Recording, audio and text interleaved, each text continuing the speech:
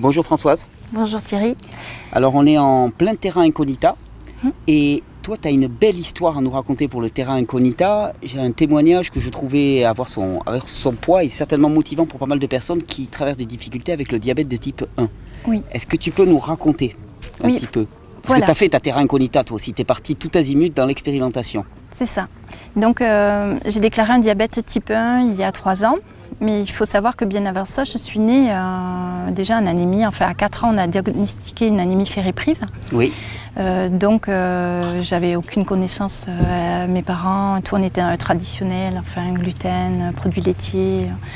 Donc, j'ai grandi avec cette anémie, donc avec des comprimés de fer en quantité excessive qui m'ont brûlé l'estomac à l'âge de 40 ans. Et avec des réponses des médecins en disant que de toute façon j'étais condamnée à prendre du fer toute ma vie, sans en connaître l'origine en fait, jamais. Alors que j'ai imposé. Oui, tu leur as demandé pourquoi? Tout le temps. Il n'y a pas de raison. Non. Par contre, on te donne des comprimés. C'est ça. Et vraiment de façon abusive, quoi. Je ne pouvais jamais avoir de répit, quoi. C'était en continu toute ma vie. Donc voilà, et donc j'ai 49 ans aujourd'hui. Oui. Donc à 40 ans, donc j'ai une intolérance à ces comprimés de fer qui ont provoqué des gastrites. Et du coup, j'ai dû interrompre le traitement complètement. Et on m'a laissé sans alternative. Je maigrissais. Je me déminéralisais en fait. J'étais en épuisement total, quoi. Oui, manque de fer, tout à fait. Ah oui, je n'assimilais pas. Donc de toute façon, ça ne pouvait pas aller mieux, quoi. Et du coup, un médecin m'a proposé une autre alternative, mais qui n'a pas été meilleure, à savoir des perfusions de vénufère. Donc, en sachant que c'est très très invasif pour le corps. Donc, j'ai fait des perfusions pendant 3-4 ans, à raison de 18 par an. Oui. Et il faut savoir qu'à la fin, j'ai dit j'arrête tout parce que j'avais l'impression de mourir encore plus à petit feu, quoi, parce que c'était tellement invasif pour mon corps que le bénéfice, j'avais plus de bénéfice en fait, quoi. J'avais tout le contraire, c'est-à-dire que mon corps était tellement agressé par cette perfusion que je mettais 3-4 jours à m'en remettre, quoi. Et je récupérais jamais vraiment un niveau de fer suffisant. Et du coup, j'ai tout arrêté. Il y a un peu plus de 3 ans.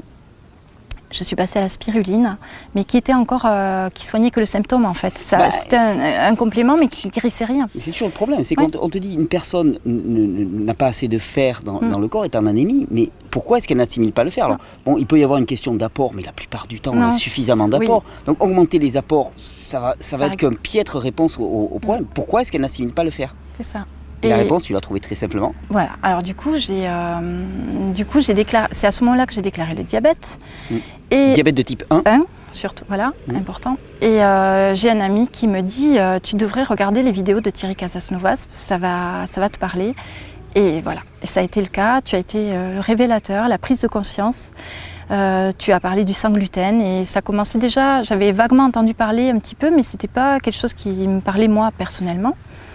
Mais là où je l'ai pris, où j'ai vu cette importance, c'est que donc j'ai été hospitalisée pour le diabète, pour la prise en charge la première semaine, et j'ai pu bénéficier du protocole diabétique dans la foulée. Et la diététicienne nous préconisait du pain, des pâtes à chaque repas, avec un apport de gluten à chaque repas. C'est quand même, moi pour proprement hallucinant, on a des personnes qui sont en déficience d'insuline et on leur recommande un régime qui est basé sur les sucres. Hyperglycémiant, quoi. Hyperglycémiant, avec des sucres complexes, c'est ça. C'est raffiné. Et le petit beurre pour récupérer les hypos. Non, mais le gâteau petit beurre. C'est non seulement aberrant, mais j'arrive pas à comprendre comment on peut être... C'est de l'assassinat, quoi, c'est clair. Et donc, du coup, alors au début, j'étais pas encore dans la connaissance, j'avais pas encore regardé tes vidéos. Et de ce fait, j'ai dit bon, c'est des médecins, ils savent ce qu'ils disent, surtout la diététicienne. Non, mais au départ, mais en fait, ils savent pas ce qu'ils disent. Parce que moi, j'étais pas encore dans la démarche, j'avais pas encore pris conscience. Donc du coup, j'ai appliqué en rentrant chez moi bêtement ce régime alimentaire. Donc des pâtes à chaque. Alors déjà qu'avant, j'en mangeais pas comme ça, quoi. C'était même pas dans ma nutrition, mon alimentation habituelle. Voilà, je m'étais bien calée des pâtes ou du riz et à chaque repas avec du pain et tout. Et au bout de 15 jours, j'ai eu des douleurs gastriques à me plier en deux. Mais c'était quelque chose de... J'ai dit... Et là, du coup, chemin faisant, j'avais commencé à voir tes vidéos. Donc le tout se mélange. J'ai dit, non, mais là, c'est sûr. Ça a été une révélation. J'ai dit, ça vient du gluten. C'est obligé, quoi. J'ai appelé mon médecin. J'ai dit, bon, mais j'arrête le gluten. Je vais me nourrir de fruits et légumes. Et je vais j'arrête vos recommandations, quoi. Je ne vais plus suivre ça et je vais faire comme je le ressens. Et ça a été terminé, mes douleurs sont passées. J'ai commencé à perdre du poids, mais voilà, c'était une élimination plus qu'autre chose. Et surtout, terminer la prise de fer, plus jamais. Mais oui, parce qu'en fait, qu'est-ce qui se passait? C'était toujours nettoyage. pareil. Oui, et puis quand tu es allergique au gluten, tu as les villosités intestinales qui se réduisent, puis c'est ce qu'on appelle la maladie cœliaque, donc tu n'absorbes plus. Ouais. Tu n'absorbes plus rien. Et d'après moi, même si on t'avait testé, au niveau vitaminique ou des choses comme ça, tu devais être dans les choux aussi, de toute façon, parce que tu n'absorbes plus rien. Parce que ton corps se protège contre l'absorption d'un aliment étranger qui est le gluten. C'est ça, j'étais en carence totale de vitamine D, tout ça. Enfin, voilà, sauf qu'on pouvait penser à te supplémenter en vitamine D, on pouvait supplémenter en ceci, en cela, ou résoudre la cause des causes qui était l'exposition au gluten qui faisait que le corps se protégeait avec une résorption des villosités. Voilà. Donc plus de problème d'anémie. Fini, terminé. Wow, depuis 3 ans, zéro perfusion, zéro prise de fer. J'ai aucune carence et mon hémoglobine est à un niveau que je n'ai jamais eu de toute ma vie, même avec une prise de fer. Je dépasse les 12% d'hémoglobine. En fait, j'ai jamais eu ça. Excellent. Voilà, donc déjà ça, un bon terminé. point. Ben oui, radical. Alors maintenant le diabète. Alors le diabète du coup, en arrêtant le gluten, pareil évidemment. Donc comme on l'a dit, sachant que le gluten c'est hyperglycémiant, donc j'ai divisé par 5 au total mes prises d'insuline, mes doses d'insuline. D'accord. Voilà. Et tu me disais même que tu avais fait à un moment une cure de jus. Alors du coup, la cure de brosse. Voilà, j'ai commencé la cure de brosse que j'ai tenue pendant 11 jours et suite à cette cure, pendant la cure de brosse en fait, du coup j'avais besoin de zéro insuline. Tout en me testant, hein, je faisais mes contrôles le matin, bien sûr. J'étais tout à fait dans les clous en fait. Et même plus loin, quand j'ai déclaré mon diabète, ce diabète en fait type 1, en fait il faut savoir que c'est suite à un choc émotionnel, mais ça c'est ça a été la partie visible de l'iceberg. Oui, donc un stress énorme sur le corps. Ça a été juste le facteur qui a fait basculer, je pense, plus rapidement. Hein. Quelque chose qui était inévitable à un moment. Quoi. Oui, ça a été le facteur en plus, quoi, voilà, la goutte d'eau en plus. C'est tout, mais donc je ne sais plus ce que je vais dire, mais en fait, oui, aussi. Oui, donc c'est mes cycles qui s'étaient arrêtés brutalement aussi. Oui, quand tu as vu ce choc-là.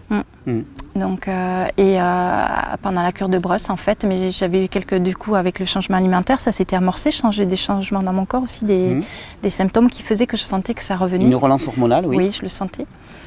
Par des petites douleurs au bas de ventre, des choses qui bougeaient, quoi. Je sentais que ça bougeait. Et pendant la cure de brosse, mes cycles sont revenus, quoi. Excellent. Et depuis, ils sont toujours là? Là, je fais juste sur le mois encore. Oui, d'accord. Donc à voir pour la suite. Et tu me disais que suite à la cure de brosse, pendant quelques jours même, tu avais pu manger normalement. Les repas qui ont suivi juste à l'arrêt de la cure de brosse, ça n'a pas été des repas forcément physiologiques, enfin tout ça. Enfin, du coup, j'ai remangé quand même des choses qui... J'ai pas eu besoin d'insuline. Pas eu besoin d'insuline. Disons que mon pancréas, je sentais que mon pancréas travaillait, ça a tenu, quoi. Voilà, mon pancréas. Par expérience, ce que je peux te dire, c'est que certainement tu vas faire une première cure de brosse, là tu vas pouvoir tenir quelques jours sans insuline. Puis si tu refais une deuxième jeûne ou cure de brosse, tu vas pouvoir tenir un peu plus longtemps et petit à petit, tu vas grignoter jusqu'à ce que ça devienne un état quasi permanent, quoi. Et j'ai remarqué, donc du coup, ma vision aussi, depuis que je vais vers une alimentation plus spécifique. Du coup, j'avais des troubles de la vision, je devais mettre des loupes pour lire. Et là, ça c'est fini aussi, c'est terminé. Excellent. Donc, insuline divisée par 5, plus d'anémie.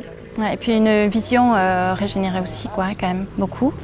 Et en même temps aussi, là, ce que je constate aussi sur la prise d'insuline, c'est-à-dire qu'avant, dès que je consommais mon repas, d'ailleurs, on nous préconise de prendre l'insuline avant le repas, aberration totale, on ne sait même pas ce qu'on va manger.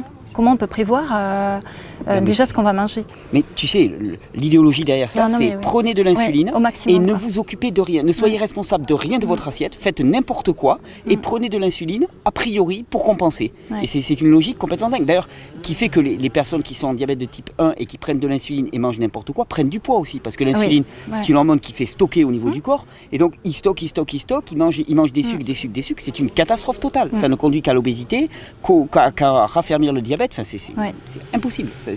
En fait, c'est le meilleur moyen de faire en sorte que les gens aient toujours besoin d'insuline. C'est ça. Et c'est un gros marché, l'insuline. Ah oui, carrément. Très ça gros marché. Beaucoup, c'est ça. Ça rapporte beaucoup. Et donc j'ai remarqué, du coup j'ai vite arrêté ça aussi. Ça ne me parlait pas, prendre mon insuline avant alors que je ne savais même pas ce que j'allais manger. Ça ne me parlait pas, du coup je le prenais après. Mais au départ, quand je commençais à prendre de l'insuline au début, je devais la prendre quand même rapidement après parce que on le sent tout de suite, que l'acétone, enfin voilà, la montée de la glycémie. Et là, maintenant, au point où j'en suis aujourd'hui, c'est-à-dire que souvent, des fois, je zappe presque de prendre l'insuline. Et 1 heure ou 2 après, simplement, je sens le symptôme du besoin. Et tout en ayant réduit les doses par 5. Oui. Mais ce besoin d'insuline, il arrive très très tard. Ah, mais le corps est en train. Alors après, il faudrait C'est qu'on ça. fasse un témoignage dans 1 an, dans 2 ans. Ouais.